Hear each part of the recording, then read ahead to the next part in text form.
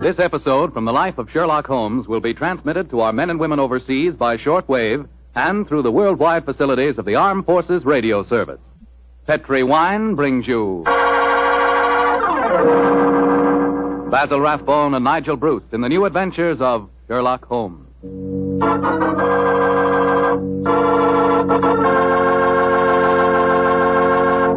The Petri family, the family that took time to bring you good wine, invite you to listen to Dr. Watson tell us about another exciting adventure he shared with his old friend, that master detective, Sherlock Holmes. Say, and I've got a little something to tell you myself. I want to tell you that if you haven't sent in for your free recipe calendar, I think we've still got enough on hand to take care of you if you hurry. The requests have been pouring in like mad, literally by the thousands. No wonder. It's really a terrific offer. It's a calendar for 1945 and 46. It's in full color, and it tells you all you have to know about cooking with Petri wine. Write to Petri Wine, Petri, Petri Wine, San Francisco 26, California. San Francisco 26, California. But better hurry so we can get your recipe calendar to you immediately.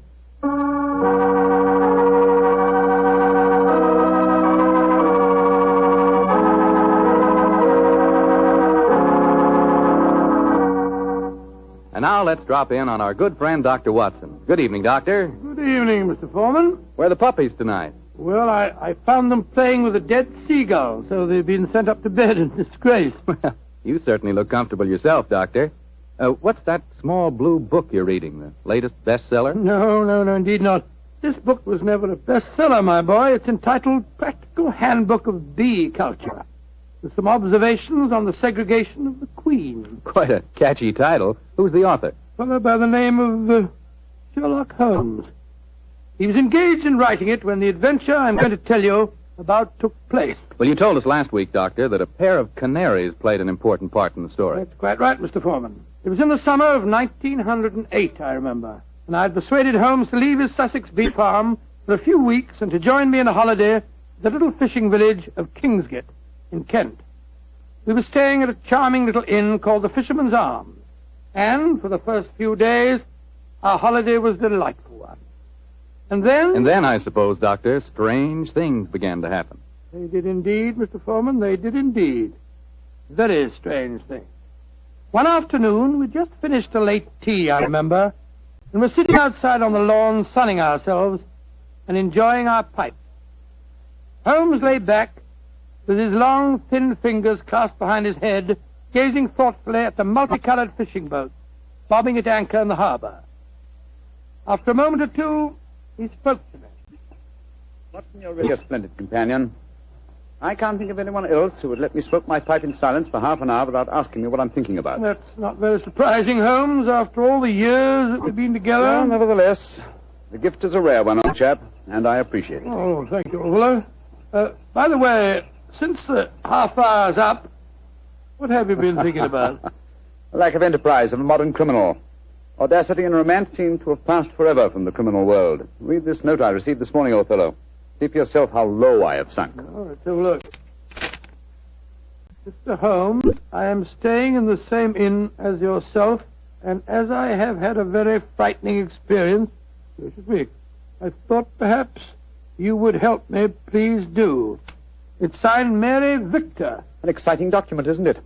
Written on lavender notepaper, reeking of perfume, and the handwriting is obviously that of an adolescent girl. You haven't bothered to answer, of course. Oh, yes, I have. I sent a message back by our good landlord that I would be glad to see her. Why, Holmes? You came down here to complete your handbook on bee farming. Oh. Confound it. Those two wretched canaries are getting their sunbath on the windowsill above us. Oh, I think it's rather jolly to hear the little fellows chirping away up there. Oh, I find the sound most distracting. Let's go inside. You know, Holmes, those birds are owned by a charming couple, Mr. and Mrs. Wainwright. I was chatting with them on the stairs this morning. I'm afraid their charm will escape me as long as their pets continue to tweet in that irritating manner. You've spoken of the peace and quiet of the country inn, Watson, and yet I find that... Come in. Ah, Miss Mary Victor, I presume. Yes, Mr. Holmes. Please come in and close the door, won't you? Thank you. This is my old friend, Dr. Watson. You may speak quite freely in front of him. How do you do, Miss Victor? How do you do, Doctor? Now, sit down, young lady, and tell me what's troubling you. Mr. Holmes, I came down here from London to get away from someone. but I've been followed. I've been afraid to leave the inn. Until last night I felt I couldn't stand being cooped up any longer. So I went for a walk on the seashore. Someone followed me, Mr. Holmes. I ran back here as fast as I could. But now he knows where I live. And I'm frightened. Please help me. My dear Miss Victor, I'm afraid you must be much more specific before I can help you. Who has followed you down here, and why are you afraid of him? I'll tell you the whole story. It'll sound strange to you, but I swear it. Oh, there he is again, down by the gate. I'm going to my room. Now. Don't you be frightened, Miss Victor. I'm sure we'll be... Oh, that's all. Extraordinary thing. I don't see anyone outside who might have frightened her. There are 2 or 3 fishermen loitering about. Wait a minute. Here's a young fellow walking up the path. Come on, Watson. Out through the French windows again. Oh, gracious me. Here we go again. I think we'll take the liberty of accosting him. Excuse me, sir. Yes? Are you looking for Miss Mary Victor? Is she young and pretty? Yes, sir. She is. Extremely so. Then I'm looking for her. Where can I find her? I can see you're being facetious, sir. Well, there's no harm in that, is there? By the way, who are you gentlemen, may I ask? My name is Holmes, and this is my friend Dr. Watson. I'm Basil Carter. You're not Sherlock Holmes, are you? That is my name. I thought you seemed familiar. I know your brother, Mycroft. Oh, indeed. Then I presume you're connected with the Foreign Office. Yes, I'm in the consular service. Are you staying at the inn, young man? For a few days. It's funny that I should run into the great Sherlock Holmes. Why, may I ask? I was planning a murder. Oh, really? But with you Murder? gentlemen here, I see that I shall have to be very discreet. Who is your intended victim, may I inquire? There are 2 of them. The 2 canaries in the room next to mine. Oh, canary. For a moment I thought that you were really serious. But I am serious. The wretched creatures have been driving me mad. Yes, I quite sympathize with you, sir. I've been thinking of committing a slight case of mayhem on them myself. We can take one apiece, Mr. Holmes. Well, I'm glad to have met you both. I'll probably see you again. Goodbye. Goodbye, sir. Goodbye. I don't like that fellow, Holmes. If you ask me, he's the man who's been frightening the poor girl that came to us. He had a peculiar look on his face when you asked me if he was looking for Mary Victor. Well, there's only one person who can settle the question, and that's the young lady herself. Come on, old fellow. Let's go back indoors. Shh.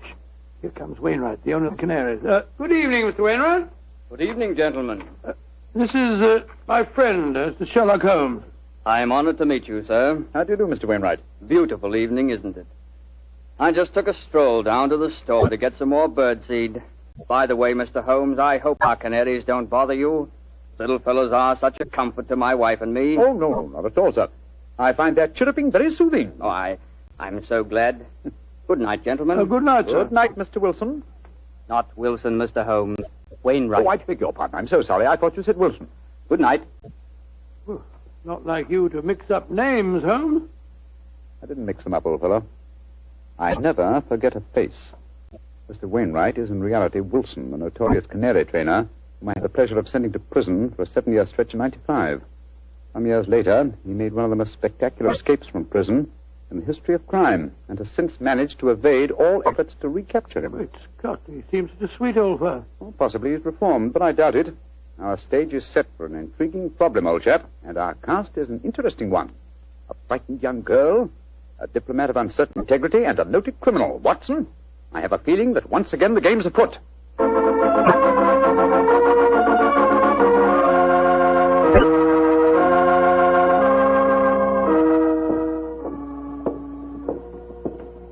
Holmes, why are we strolling along the pier instead of staying at the inn? I thought you said that you were expecting trouble. I am, old chap, and I'm sure it'll find us out. You know, Holmes, I'm still completely mystified by the behavior of that girl, Mary Victor. I knocked at her door last evening, again this morning. I couldn't get any answer. And the landlord told me that she was not seen at dinner last night, nor at breakfast this morning, and yet her room has not been vacated. Curious. Hello, there's the village constable, sunning himself at the end of the pier. Good morning, Sergeant Blake. Mr. Holmes, Dr. Watson. How are you, gentlemen? Yes, splendid, thank you, Sergeant, and very appreciative of the weather that you've provided for us. Oh, think nothing of it, sir. We always arrange that for our really distinguished visitors. Oh. By the way, Mr. Holmes, I was reading one of your friend's stories about you last night. The one called The Adventure of Mysteria Lodge. That was, Wisteria Lodge, you foolish fellow. Well, maybe it was. Anyway, I was reading it aloud to me old woman. And if you don't mind my saying so, Mr. Holmes, we both thought you made a bad mistake. Oh, really? Though, of course, you come out all right in the end. Dear me, Sergeant, I stand reproved. Excuse me, Sergeant. Holmes, look. Look at that figure standing by itself right at the end of the pier. Mm-hmm. Our friend Wilson, the canary trainer. He's got a revolver. Here, we don't want any of these goings on in Kingsgate. Come on. Here, you. What are you doing waving that revolver about? Keep back, the three of you. I'm the law here. Don't you tell me what to do. Keep back, I say. I'm not afraid to fire. I'll do as he says, Sergeant. He's no one to trifle with. Just exactly what are you up to, Wilson? You caught up with me once again, Sherlock Holmes. But this time you're not going to send me back to a prison again, and maybe the gallows. If I can't escape you, then I'll take my own way out with this revolver. Wilson, what in thunder are you talking about? The murder at the inn last night. I did it. Murder? I'm confessing in front of the three of you. Oh, you leave my wife alone. She didn't know anything about it. Now, I hope you're satisfied, Mr. Sherlock Holmes. He's pointing the revolver as he heads. Wilson, you fool, stop it! Strike me pink. He done it. Over the pier and into the sea. Get help, Sergeant. It's possible he isn't dead. Right, sir. Come on, Watson. We're going back to the inn, I suppose. Of course we are. We've just heard a murder confession, but we don't know who has been murdered.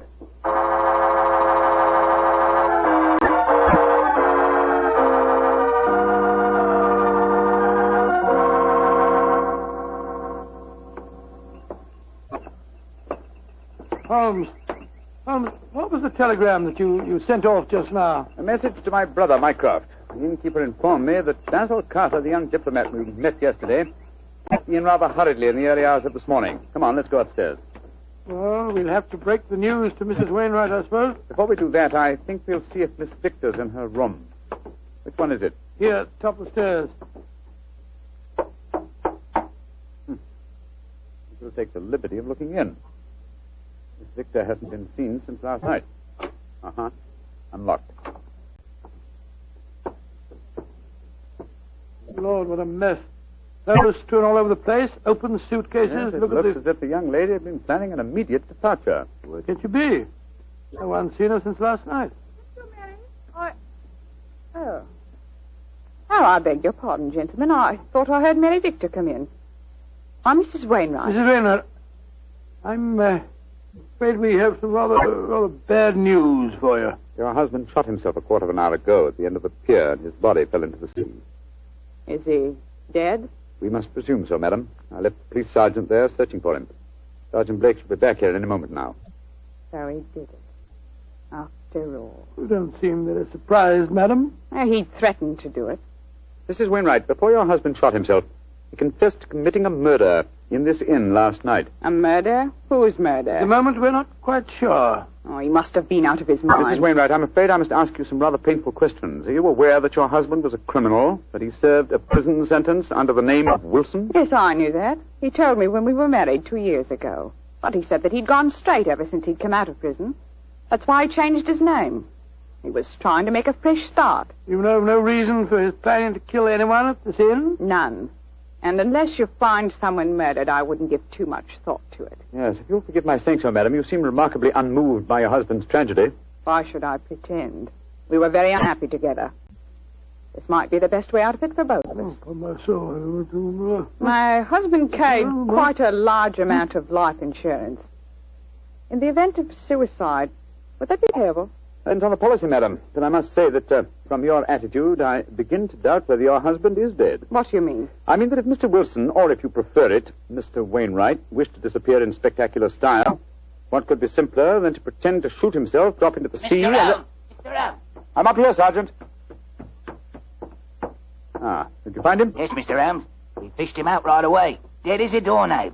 Shot himself through the head, he did. Well, that disposes of your last theory, Holmes. Did you find the revolver, Sergeant? Yes, ma'am. Got it right here with me. One bullet missing. Have you found out if anyone here's been murdered, Mr. Holmes? I found out very little as yet. Wait a moment. Listen. I don't hear anything. Exactly, you hear nothing. Yet we're within a few feet of the Wainwright's room. What do you mean, Mr. Holmes? I mean that there is one sound we should be hearing very clearly at the moment. Why didn't I think of it before? The sound of your canaries chirruping. We've heard little else for days. Come on, Watson.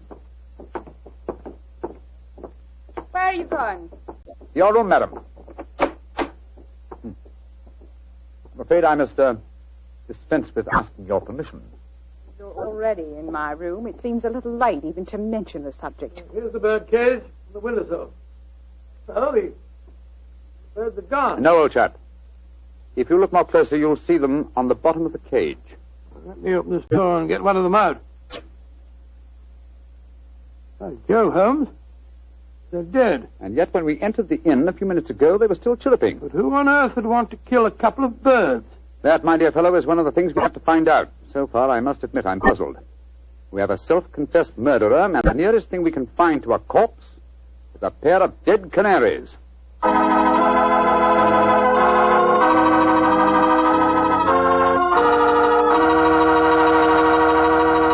We'll bring you the rest of Dr. Watson's story in just a second. A second I'll take, if you don't mind, to ask you if you've ever had a glass of Petri California sherry. Because if you haven't, boy, you want to remedy that situation pronto. Try that Petri sherry before dinner some evening. Look at its clear amber color. Smell the fragrance of those luscious grapes. And get a sample of that Petri flavor. That Petri sherry can turn the usual before-dinner lull into a main event. And say, if you like your sherry dry, as I do, wait till you taste Petri Pale Dry Sherry. Is that ever good? But after all, when it's a Petri wine, it's always a good wine.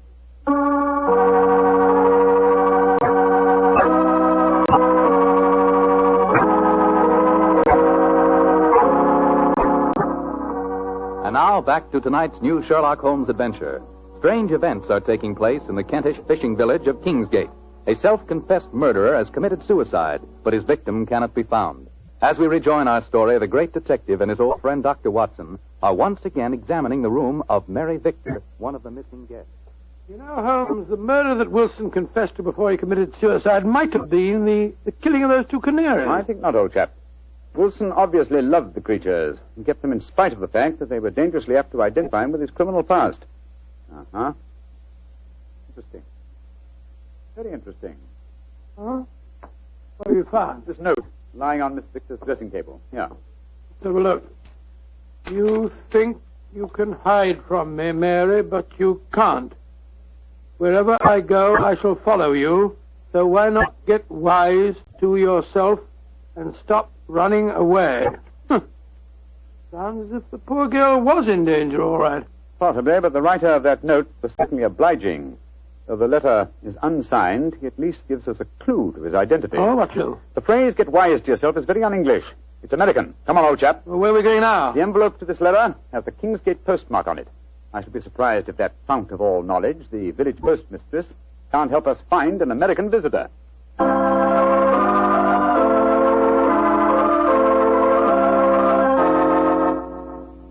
Yes, I know the young man you must be looking for, gentlemen. His name's Walter C. Bunker. He's been in here to send telegrams, and his accent's so strong you could cut it with a knife. Just like one of the Red Indian fellows you read about, you know. Can you tell me where he lives, madam? That I can, sir. He's been rooming at Mrs. Bell's house. 15 Laburnum Grove, down behind the gas works. 15 Laburnum Grove, Mrs. Bell. Thank you. Thank you very much. I'm very much obliged to you.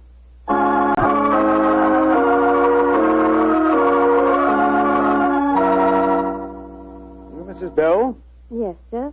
What can I do for you, gentlemen? Well, we understand that Mr. Walter Bunker has been staying with you, madam. That he has. A nice young American gentleman. Is he at home, may I ask? No, sir. And I'm worried about him.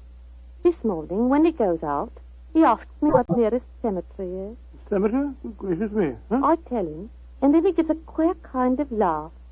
I'm not sure I'll see you anymore, he says. And then he walks off, and I haven't seen him since. I tell you, I'm worried about him, gentlemen. And where is the nearest cemetery, Mrs. Bell, the one you directed him to? About 3 miles from here. Mm-hmm. Just this side of Branson Woods. Thank you, madam. Come on, Watson.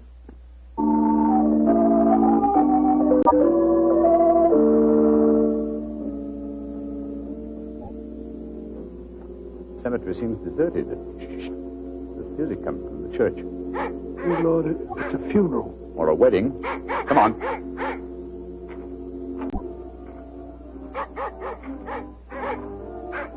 By Jove, it is a wedding, Holmes. I'm afraid we're on the false trail, but we'd better make sure.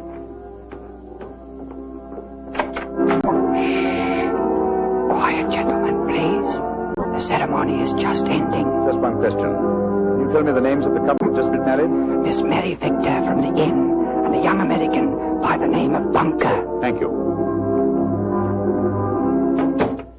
Yes, we have been following a false trail, confound it. The frightened young lady was merely frightened by her persistent American fiancé. The threatening letter that he sent her. Ambiguously worded, when you come to think of it. Anyway, we can cease to worry about Miss Victor. She is now Mrs. Bunker. I think we can assume that she's out of all danger. We've got to start all over again. Oh, no, my dear fellow. The field is narrowing. We'll head back to the inn now, and I have a feeling that we're on the last lap of our strange adventure.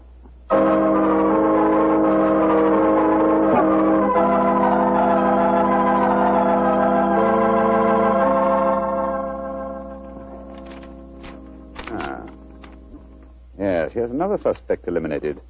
This telegram is from my brother Mycroft. I telegraphed him earlier on today to check on the movements of Basil Carter, the young man who left the inn so mysteriously in the early hours of this morning.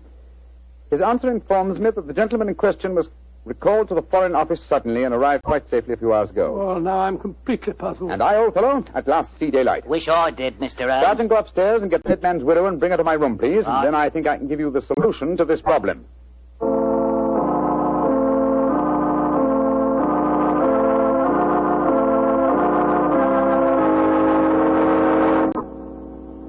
What do you want with me, Mr. Holmes? Madam, you and Sergeant Blake make yourselves comfortable.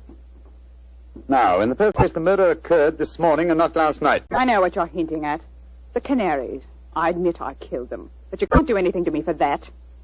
Why did you kill those birds? I hated them. As much as my husband loved them. And when I knew he was dead, their singing drove me mad.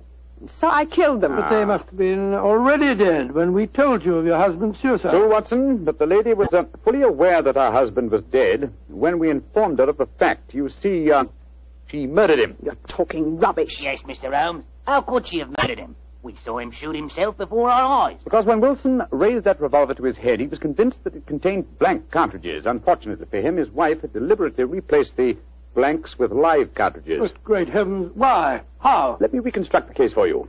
Wilson, with the connivance of his wife here, had contrived a disappearance plot. He knew that I had spotted his real identity, and so he planned this rather dramatic exit. Confessed to a non-existent murder, and then, well, had his plan materialized, he was to shoot himself with a blank. All from the pier, an apparent suicide. What a fantastic scheme, but how did he plan to get away? Well, he would have swum under the water, safe distance, and so made his escape. Oh, his plan couldn't have worked possibly. No, probably not, But at least it was ingenious. He would have destroyed his true identity and have had his revenge on me by making me search for a murder that had never been committed. Unfortunately for him, his wife was his accomplice and saw in the scheme an excellent way of killing her husband. You think you're so very clever, Mr. Holmes, but even if it were true, how could you prove it? Observe this revolver, Mrs. Wilson. It's the one your husband shot himself with. What can you prove from that? Ever hear of fingerprint tests? I've heard of them. But that revolver's been underwater. True, quite true. But thanks to the researches of my excellent friend, Dr. John Thorndyke, an infallible test has been discovered for recording fingerprints even after immersion in seawater. What? I applied the test to the prints on the revolver and the bullets and compared them with some that we found on the water glass in your room. They are the same, Mrs. Wilson. Now, does a man let his wife load his suicide weapon? Sergeant Blake, I think it's obvious that the time has come for you to take over the case. All right, so I did change the bullets. I hated him. I'm glad he's dead. And what's more, I'd do it again.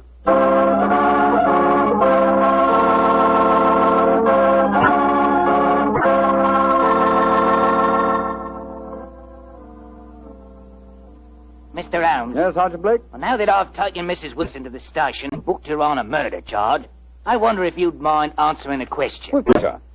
This fingerprint Ah. test. I'd like to know about that. I never heard of being able to take prints after a revolver has been handled 2 or 3 times and soaked in salt water. Yes, Holmes, and I'd like to know when you performed the test and took the prints off the glass in her room. I thought that I was with you all the time. You were, my dear fellow. Well, then, I can give you the answer in one word. Bluff. What? There is no such test, my dear Watson. It would be almost impossible to expect clear prints after so much handling, and totally impossible after submersion. Fortunately for us, though, Mrs. Wilson was gullible enough to believe me and give me a confession. And there's no such person as Dr. John Thorndyke? Oh, yes, indeed there is. They had great success last year in the case of the Red Monarch. You didn't tell me about that case, Holmes? No, I didn't. It was deliberate, old chap. With your taste for writing sensational stories, I was afraid you might publish the affair. Huh? Would it have mattered if I heard? Oh, yes, it would. Huh? You would have given away, what shall I say, professional secrets. You would have provided the public, and in particular the criminal public, with a complete education on fingerprints. And when that happens, my dear Watson, we shall have no tricks left. That will be a sad day for detectives.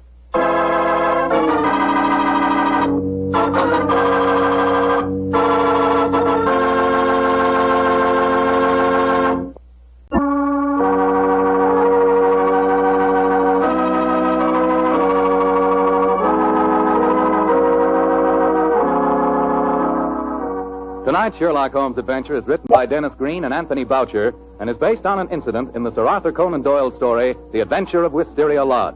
Mr. Rathbone appears through the courtesy of Metro-Goldwyn-Mayer, and Mr. Bruce through the courtesy of Universal Pictures, where they are now starring in the Sherlock Holmes series.